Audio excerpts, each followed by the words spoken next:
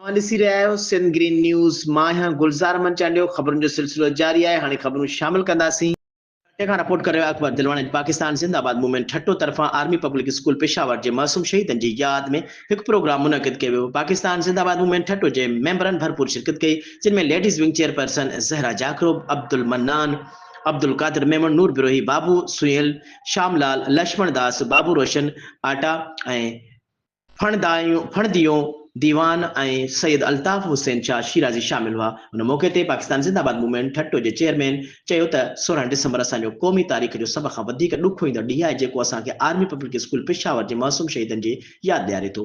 हीउ ॾींहुं कॾहिं बि विसारण जहिड़ो न आहे। आर्मी पब्लिक स्कूल पेशावर जे मासूम शहीदनि जूं क़ुर्बानियूं अॼु बि असांजी दिलनि में दहशतगर्दी जे ख़िलाफ़ आज़म खे मज़बूत करे रहियूं आहिनि। हुन वधीक चयो त पाकिस्तान जी फ़ौज ऐं क़ौम दहशतगर्दी जे ख़ात्मे लाइ जेकी क़ुर्बानियूं ॾिनियूं आहिनि उहे बेमिसाल आहिनि। असांजो अज़म आहे त असां पंहिंजे प्यारे मुल्क खे दहशतगर्दी इंतहा पसंदी खां हमेशह लाइ पाक कंदासीं।